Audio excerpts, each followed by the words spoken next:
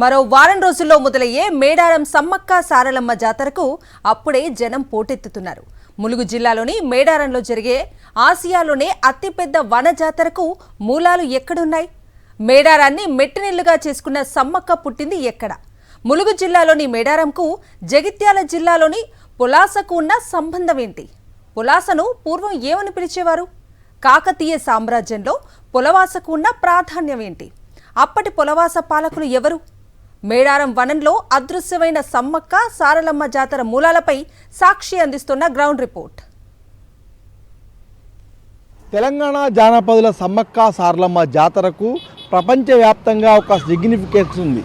అయితే సమ్మక్క పుట్టుక స్థలం ఏంటి, మేడారంకు పులాసకు మధ్య సంబంధం ఏంటి, మొత్తంగా ప్రపంచవ్యాప్త గుర్తింపు చెందిన ఈ సమ్మక్క సారలమ్మ జాతర వెనుక అసలు కథ ఏంటి ఒకసారి తెలుసుకుందానండి.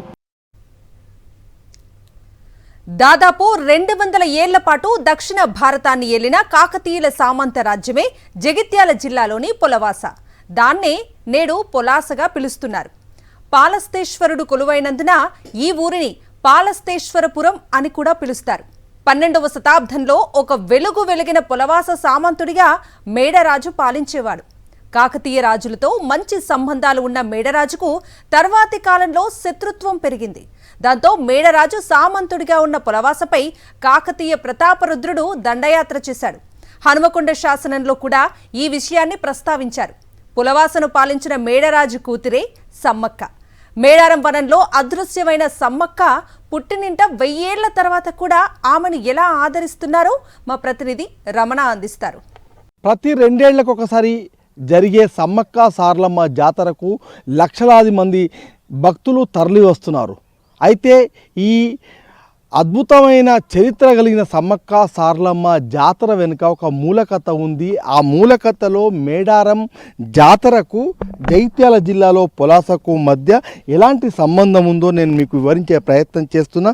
ప్రస్తుతం మనం పులాసలో ఒక అటవీ ప్రాంతంలో ఉన్నాము, ఒక కొండ ప్రాంతంలో ఉన్నాము. ఈ కొండ ప్రాంతంలో నేను మీకు సమ్మక్క సారలమ్మ విగ్రహాలను చూపిస్తున్నా.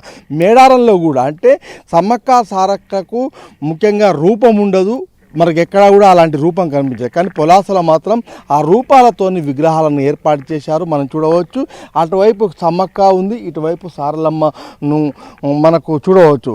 2 విగ్రహాల రూపంలో కనిపిస్తున్నాయి. అయితే మొత్తంగా దీని కథ మనం ఒకసారి చూస్తే కనుక పులాసను 12వ శతాబ్దంలో మేడరాజు పరిపాలించేటివాడు. ఆయన కాకతీయ రాజులకు సామంతుడిగా ఉండేటివాడు. అయితే కప్పం గట్టకపోవడంతో పాటుగా కోయరాజులతో స్నేహం చేస్తూ వాళ్లకు సంఘీభావం ప్రకటిస్తున్నాడన్న కొన్ని కారణాల రీత్యా కాకతీయ ప్రతాపరుద్రుడు మొదటివాడు ఈ మేడరాజు పైన పులాస పైన దండయాత్ర చేశాడు. ఆ క్రమంలో కాకతీయ సామ్రాజ్యము విస్తరించిన పద్ధతి, ముఖ్యంగా వాళ్ళ సైనిక బలం ముందు ఇక్కడ ఉన్న మేడరాజు ఇక్కడి నుంచి వెళ్ళిపోయి మేడారంలో తలదాచుకున్నాడు. మేడారంలో తన మేనల్లుడైన పైడిద్దరాజుకు తన బిడ్డ సమ్మక్కనిచ్చి వివాహం చేశారు. ఆ సమ్మక్కకే సారలమ్మ, నాగులమ్మ, అదేవిధంగా జంపన్న ఈ ముగ్గురు కూడా జన్మించారు. మనం చూడవచ్చు. అయితే ఆ కథ అంతా కూడా మనకు మిగతాది తెలిసిందే. ఈ నేపథ్యంలో పులాసలో మనం చూస్తే కనుక ఆ విగ్రహాలను చూడవచ్చు. అదేవిధంగా సమ్మక్క సారలమ్మ చరిత్రకు తగ్గట్టుగా పులాసకు కూడా అంతే హిస్టరీ ఉండడం అనేది మాత్రం ఇక్కడ మనకు కనిపించే విశేషము. ఈ క్రమంలో ఈ సమ్మక్క సారలమ్మ జాతర సమయంలో పులాసలో కూడా అంతే విశిష్టంగా, అంతే విశేషంగా ఇక్కడ ఈ అమ్మవార్లను పూజించడం కూడా మనకు కనిపిస్తుంది. మొత్తంగా అంటే ఎక్కడో ములుగు, వరంగల్ జిల్లాలో ఉన్న సమ్మక్క సారలమ్మ జాతరకు అదేవిధంగా ఇక్కడ పులాసకు మనకు ఒక సంబంధాన్ని మనం ఇక్కడ గమనించవచ్చు. ఇది కూడా పూర్తిగా అటవీ ప్రాంతాల్లో మనకు కనిపిస్తుంది. మొత్తంగా అంటే మేడారం సంబంధించి ఎవరైతే ముఖ్యంగా ఇక్కడ పులాసను పరిపాలించిన రాజు పైన దండయాత్ర తర్వాత ఈ కథ అనేది బయటకు వచ్చింది. చరిత్రకారులు కూడా దీన్ని బయటకు పెట్టారు, వెలుగులోకి తీసుకొచ్చారు. మొత్తంగా ఇక్కడ కొన్ని శాసనాల ద్వారా కూడా ఈ విషయాలు వెలుగులోకి వచ్చాయి. మేడారం జాతరలో సమ్మక్క సారలమ్మకు విగ్రహాలు ఉండవు. కేవలం కట్టెలనే ప్రతిమలుగా వనదేవతలను కోట్లాది మంది భక్తులు పూజిస్తారు. కానీ జగిత్యాలలోని పులాసలో మాత్రం సమ్మక్క సారలమ్మకు విగ్రహాలు ఏర్పాటు చేసి కొలుస్తున్నారు. జగిత్యాల చుట్టుపక్కల ప్రజలు ముందుగా పులాసలోని తమ ఊరి ఆడపడుచులను సందర్శించుకుని ఆ తర్వాత మేడారం వెళ్లి మొక్కులు చెల్లించుకుంటారు. వారం రోజుల్లోనే మేడారం జాతర మొదలు కానుంది. అందుకే పులాసలో కూడా భక్తులు పెద్ద సంఖ్యలో సమ్మక్క సారలమ్మలను కొలుస్తున్నారు. మేడారంలో సమ్మక్క సారలమ్మ జాతరకు ఎంత విశిష్టత ఉందో పులాసలో కూడా మనకు అలాంటి విశిష్టత మనకు కనిపిస్తుంది. ఇక్కడికి కూడా భక్తులు పెద్ద ఎత్తున వస్తుంటారు. మనం చూడవచ్చు సమ్మక్క సారలమ్మ దగ్గర ఇంకా జాతర సమయం ప్రారంభం కాకముందే ఇక్కడ మొక్కులు తీర్చుకోవడానికి చాలామంది వస్తున్నారు. మనం చూడవచ్చు పులాసకు సంబంధించి ఇక్కడ స్థానికులు కూడా ఇక్కడ నిత్యం వచ్చి పూజలు చేస్తూ ఉంటారు. అసలు ఇక్కడ పులాసలోనే సమ్మక్క పుట్టింది అంటారు. వీళ్ళకు ఈ విశేషాలు ఏం తెలుసు, ఇక్కడ స్థానికులు వీళ్ళతో మాట్లాడడం ఏంది, అసలు పులాసకు సమ్మక్క ఏంటి సంబంధం ఏంటండి? సంబంధం ఉంది, చాలా రోజులు ఉన్నాయి సార్, చాలా రోజులు ఉంది. మాకు నెరవేరుతుంది, తీసుకుంటాం. మా ఊరు ఆడపిల్లనే కాబట్టి ఇక మా ఇంట్లో ఆడపిల్లలు ఎట్లనా ఆ తల్లి కూడా అట్లనే. అందుకే నమ్ముకుంటాం. సమ్మక్క సారక్క అంటే మాకు నమ్మకం బాగుంటుంది. కంపల్సరీ 2 ఏళ్ళకి ఒకసారి వస్తాము. ఇట్లా వచ్చినప్పుడు కూడా వట్టిగా కూడా చూసి వెళ్తాము మొక్కుకొని. మీది ఇదే ఊరు అమ్మ? అంటే ఎందుకు ఇక్కడికి ప్రత్యేకంగా ఎందుకు వస్తారు, ఎలాంటి మొక్కులు తీర్చుకుంటారు జనరల్? ఎప్పుడైనా మనకు అమ్మ ఉన్నది కాబట్టి ఎప్పుడైనా రావచ్చు. అదే అందుకోసం ఇక్కడ ఈ ప్రాంగణంలో ఎక్కడికి వచ్చినా కానీ వచ్చి దర్శనం చేసుకోవాలనిపిస్తుంది. దర్శనం చేసుకొని వెళ్తాం మేము కూడా. ఇది ముఖ్యంగా అంటే ఈ పులాస ఆడబిడ్డనే సమ్మక్క కాబట్టి ఆ సమ్మక్కకు అంత ప్రాధాన్యత ఇస్తున్నాము. ఈ క్రమంలోనే నిత్యం ఇక్కడికి వచ్చి మేము పూజలు చేసుకుంటాం అని చెప్తున్నారు. మనకి ఎక్కడా కనిపించని విధంగా ఇక్కడ విగ్రహాల రూపంలో సమ్మక్క సారలమ్మను మనం చూడవచ్చు. అందుకే అంటే మేడారంకు ఎంత ఆ జాతరకు ఎంత విశిష్టత ఉందో పులాసలో కూడా మనకు అంతే విశిష్టత కనిపిస్తుంది. అందుకే ఇక్కడికి స్థానికులతో పాటు ఇతర ప్రాంతాల నుంచి కూడా ముఖ్యంగా మేడారం జాతర సమయంలో పెద్ద ఎత్తున బారులు తీరడం కూడా మనకు కనిపిస్తుంది. కాకతీయ సామ్రాజ్యంలో మేడారం పాలకుడు పగిడిద్దరాజు పులాస పాలకుడు మేడరాజుకు స్వయాన మేనల్లుడు. మేడరాజు తన కూతురు సమ్మక్కను పగిడిద్దరాజుకు ఇచ్చి వివాహం జరిపించాడు. సారలమ్మ, నాగులమ్మ, జంపన్న వీరి సంతానం. మొదట పులాసతో తర్వాత మేడారంతో కాకతీయులు యుద్ధం చేశారు. ఆ యుద్ధంలోనే ఈ 2 సామంత రాజ్యాలు ధ్వంసమయ్యాయి. కానీ 1000 ఏళ్ల తర్వాత కూడా సమ్మక్కతో పాటు ఆమె భర్త పగిడిద్దరాజులు, వారి సంతానం సారలమ్మ, జంపండలను అటు మేడారంలోనూ ఇటు పులాసలోనూ ఎంతో భక్తి శ్రద్ధలతో కొలుస్తున్నారు. పులాసలోని ఆలయం ముందు ఉన్న హల్లుబండ ప్రత్యేకతలేంటి, అక్కడి వారు ఏమంటున్నారో చూద్దాం. పులాసలో మనకు సమ్మక్క సారలమ్మ విగ్రహాలతో పాటుగా మనకు కొన్ని ఇక్కడ విశిష్టమైన అంశాలను మనం గమనించాల్సి ఉంటుంది. ఎందుకంటే మనం ఇక్కడ చూస్తున్నాము, దీన్ని హల్లుబండ అంటారు. అంటే ఇది చాలా పవర్ఫుల్. ఎవరికైనా ఒకవేళ అంటే బాణామతి లాంటివి చేసినప్పుడు కూడా దీన్ని ముట్టుకున్నప్పుడు ఒక 10 నిమిషాలు పట్టుకుంటే అదంతా కూడా పైకి వస్తుంది. అదేవిధంగా వాళ్ళ పైన ఏమైనా చెడు ప్రభావం ఉంటే కూడా దూరం అవుతుందని ఒక నమ్మకంతో సమ్మక్క సారలమ్మ వనదేవతలను ఇక్కడికి వచ్చి దర్శించుకుంటారు. మనం వెనుకకు ఒకసారి పరిశీలించవచ్చు. దీని వెనుకనే ఒక వేప చెట్టు కనిపిస్తుంది. దీన్ని పగిడిద్దరాజుగా వీళ్ళు పిలుచుకుంటారు, పగిడిద్దరాజుగా పూజిస్తుంటారు. అంటే పగిడిద్దరాజు మేడారంను పరిపాలించే రాజు, ముఖ్యంగా పులాసను పరిపాలించిన మేడరాజుకు మేనల్లుడు కాబట్టి ఆ మేడారం ఎవరైతే మేడరాజు ఉన్నారో ఆయన మేనల్లుడైన పగిడిద్దరాజుకే సమ్మక్కనిచ్చి పెళ్లి చేశారు. ఆ తర్వాత వాళ్లకు సారలమ్మ, నాగులమ్మ, జంపన్న వీళ్ళంతా కూడా పిల్లలైన సంగతి మనకు తెలుసు. అయితే ఇక్కడ ఈ మొత్తం వ్యవహారాన్ని ఇక్కడ ఈ టెంపుల్ నిర్మాణం కావచ్చు, ఇక్కడ ఇంత విశిష్టతకు వెలుగులోకి తెచ్చేందుకు కారకులు ఉన్నారు. వారితో మనం ఒకసారి మాట్లాడించే ప్రయత్నం చేద్దాం. చెప్పండి, ముఖ్యంగా పులాసకు మేడారం జాతరకు ఏంటండి సంబంధం? సమ్మక్క పుట్టింది పులాస. ఇక్కడనే గుడిసెలు వేసుకొని ఇక్కడనే ఉండేవాళ్ళు. వారు కాకతీయుల పరిపాలనలో ఒక ఇంటి పన్ను కట్టలేక, అంటే ముబ్బేడ కట్టలేక ఇక్కడ నుంచి వలస పోయినరు, మేడారం వలస పోయినరు. అక్కడ కూడా యథావిధిగా అక్కడ కూడా ఇదే జరిగింది. ఇదే జరిగితే అక్కడ కాకతీయులతో యుద్ధం చేసి అక్కడ వాళ్ళు చనిపోవడం జరిగింది. ఎక్కడ కూడా గద్దెల మీద విగ్రహాలు అనేటివి ఎక్కడ ఉండవు. ఇక్కడ పులాసలో పుట్టి పెరిగింది కనుక, ఇదే నేల మీద పుట్టింది కనుక ఇక్కడ విగ్రహాలు ఉంటాయి. ఇదే స్థాపించబడింది.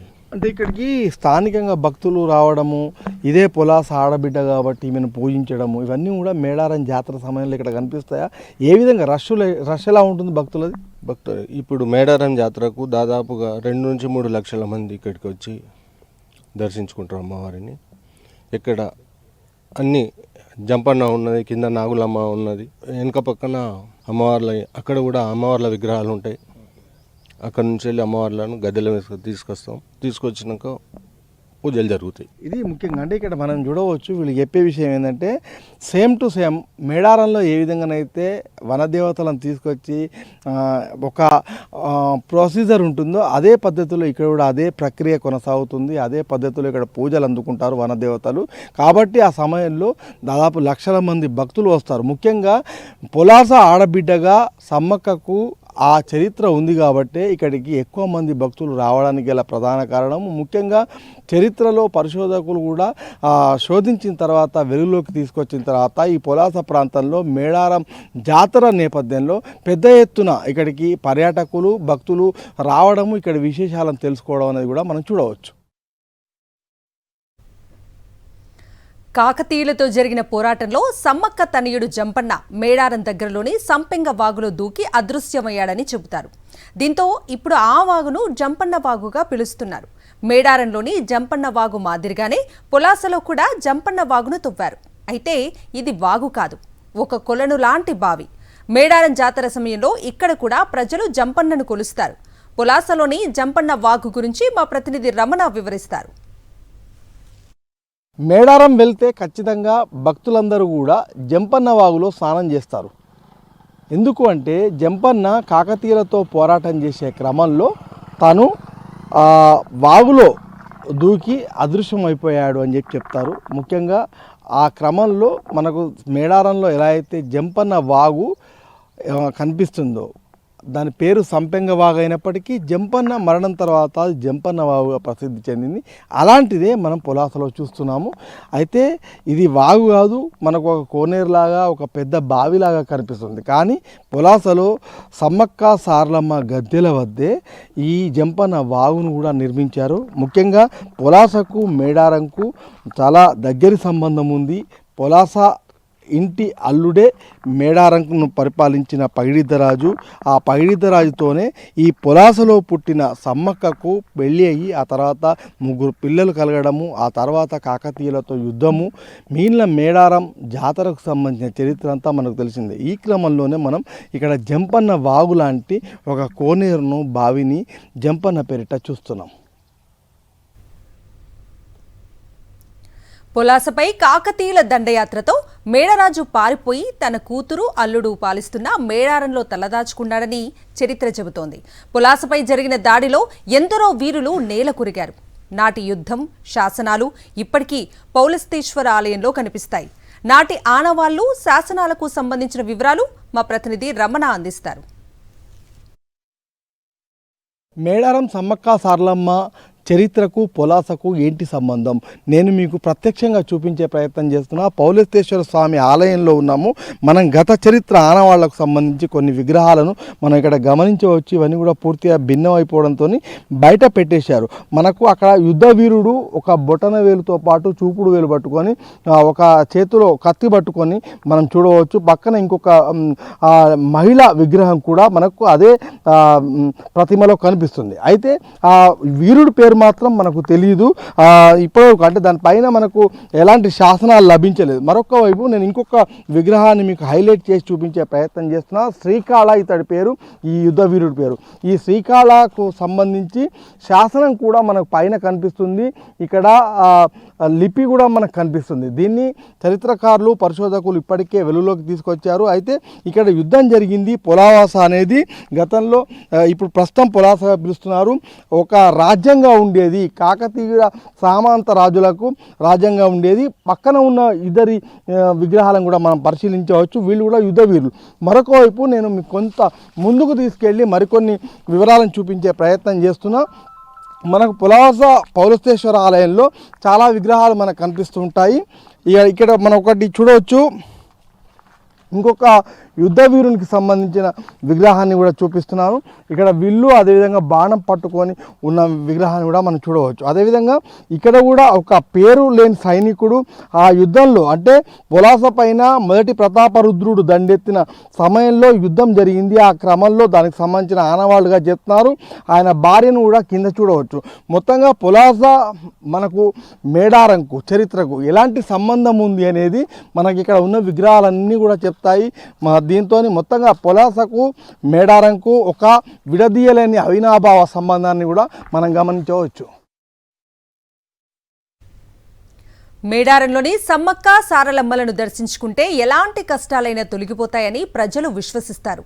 అదేవిధంగా పులాసలోని ఆలయం కూడా భక్తులకు అదే భరోసా కల్పిస్తోంది. వనదేవతలను నమ్ముకున్న ఒక భక్తుడికి ఇక తన జీవితం అంతమైనట్లే అనుకున్న సమయంలో ఒక అద్భుతం జరిగింది అంటున్నారు.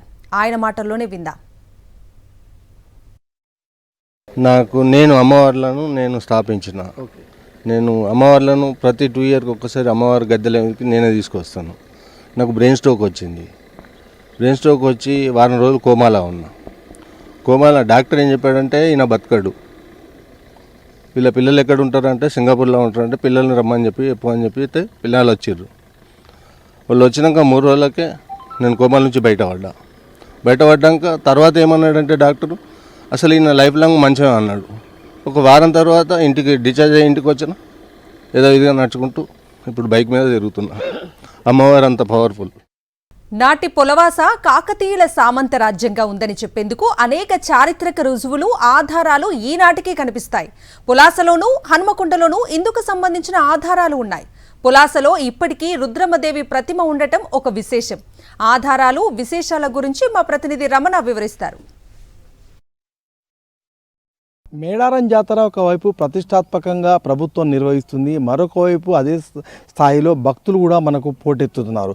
ఆ చరిత్రను తెలుసుకోవడానికి ఆసక్తి చూపిస్తున్నారు. అయితే మేడారంకు పొలాసకు ఏంటి సంబంధము? ముఖ్యంగా పొలాస ఒకనాడు కాకతీయుల సామంత రాజ్యంగా ఎలా ఉండేది నేను మీకు పూర్తిగా ఎస్టాబ్లిష్ చేసి చూపించే ప్రయత్నం చేస్తున్నాను. ఆ చరిత్రలోకి తీసుకెళ్లే ప్రయత్నం చేస్తున్నాను. ఎందుకంటే భవిష్యత్ తరాలకు ఈ చరిత్ర తెలియపరచాల్సిన అవసరం కూడా ఉన్న నేపథ్యంలో నేను మీకు ఒక రుద్రమదేవి విగ్రహాన్ని చూపిస్తున్నాను.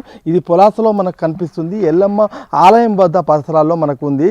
గుర్రం పైన ఎక్కిన రుద్రమదేవి మనకు జడతో సహా కనిపిస్తూ వెనుకకు ఇక్కడ మనం జడను కూడా గమనించవచ్చు. ఆమెది పూర్తి అంటే ఇక్కడ ఇదంతా కూడా కాకతీయులు ఏలిన ప్రాంతంగా ఆ తర్వాత ప్రతాప రుద్రుడు ఇక్కడ దండయాత్ర చేయడంతో మొత్తంగా పొలాసను పాలిస్తున్న సామంతరాజు మేడరాజు ఇక్కడి నుంచి తలదాచుకోవడానికి మేడారంకు తన అల్లుడైన పగిడిద్దరాజు దగ్గరికి వెళ్ళాడు. ఆ మేనల్లుడికే తన కూతురు సమ్మక్కనిచ్చాడు. ఆ తర్వాత ఆమెకు సారలమ్మ, నాగులమ్మ, జంపన్న ఈ ముగ్గురు కూడా ఆ సంతానం కలిగారు. ఆ తర్వాత చరిత్ర అంతా కూడా మనకు తెలిసింది. అయితే ఈ నేపథ్యంలో మేడారానికి సంబంధించి ఒక చరిత్రను పరిశీలిస్తే దానికి రిలవెంట్గా ఉన్న పొలాస చరిత్రను కూడా ఇవాటి తరం తెలుసుకోవాల్సిన అవసరం ఉంది. అదేవిధంగా భవిష్యత్ తరాలకు చెప్పాల్సిన అవసరం కూడా కనిపిస్తుంది. పొలవాస చరిత్రపై ఇప్పటికీ పరిశోధనలు జరుగుతున్నాయి. ఎందరో పురావస్తు పరిశోధకులు, చరిత్రకారులు ఈ ప్రాంతాన్ని సందర్శించారు, ఇప్పటికీ వస్తూనే ఉన్నారు. ఇంతటి చారిత్రక ప్రదేశాన్ని, పౌలస్తేశ్వరుడి ఆలయం ఉన్న ఆధ్యాత్మిక క్షేత్రాన్ని అభివృద్ధి చేయాలని కోరుతున్నారు. కాకతీయుల చరిత్రతో ముడిపడి ఉన్న సమ్మక్క, మేడరాజుల పుట్టిల్లైన పొలాస చరిత్రను భవిష్యత్ తరాలకు అందించాలని సూచిస్తున్నారు. సమ్మక్క జన్మస్థలం పొలాసనే అనేటువంటి విషయంలో ఎలాంటి వివాదము లేదు. దీన్ని దాదాపుగా అటు గిరిజనుల యొక్క సాంప్రదాయకతల్లోనూ ఇటు చారిత్రాత్మకమైనటువంటి అంశాల్లోనూ దానికి సంబంధించిన ఆనవాళ్ళు కనిపిస్తూ ఉన్నాయి. ప్రస్తుతం ఉన్నటువంటి పొలాస గ్రామంలో ఉన్నటువంటి అనేకమైనటువంటి విగ్రహాలు కూడా కాకతీయుల కాలానికి సంబంధించినటువంటి విగ్రహాలు ఉన్నాయి. అట్లాగే వరంగల్లో కూడా పొలాసను పరిపాలించినటువంటి మేడరాజుకు సంబంధించినటువంటి శాసనాలు లభ్యమయ్యాయి. ఈ యొక్క మేడరాజు మొదట్లో కాకతీయ రాజులతోటి చాలా దగ్గరి స్నేహ సంబంధాలను పెట్టుకొని అనంతర కాలంలో వాళ్ళతో విభేదించి పోరాటం చేసి ఆ యుద్ధంలో ఓడిపోయి పారిపోయినట్టుగా చరిత్రకారులు చెబుతూ ఉన్నారు. అనేక శాసనాల్లో ఈ విషయాలు లభ్యమవుతూ ఉన్నాయి. ఈ యొక్క పొలాస గ్రామంలో ఆలయంలో ఉన్నటువంటి 2 వీరగల్లు శిలలపైన ఉన్నటువంటి శాసనాల్ని బట్టి పరిశీలిస్తే ప్రతాపరుద్ర 1 అంటే రుద్రదేవుడు ఈ యొక్క పొలాసను జయించినట్టుగా, ఆ సందర్భంలో వేణు సింగన మరియు శ్రీకాళ అనేటువంటి ఇద్దరు యోధులు ఆ పోరాటంలో చనిపోయినట్టుగా వాళ్ళ యొక్క వీరగల్లు శిలలు ఈ పొలాస గ్రామం లోపల ప్రస్తుతం లభించాయి, అక్కడే ఉన్నాయి. అంటే చరిత్రలో ఈ యొక్క సమ్మక్క మహాదేవతను జన్మస్థలంగా పొలాసను గుర్తిస్తున్నారు. వనదేవతగా ప్రసిద్ధిగాంచిన సమ్మక్క పొలాస వాసి కావడము, తమ ఆడబిడ్డ ఇంత ప్రసిద్ధిగాంచడం పైన పొలాస స్థానికుల్లో హర్షం వ్యక్తమవుతుంది. కెమెరా పర్సన్ సతీష్తో రమణ, సాక్షి టీవీ, పొలాస నుంచి.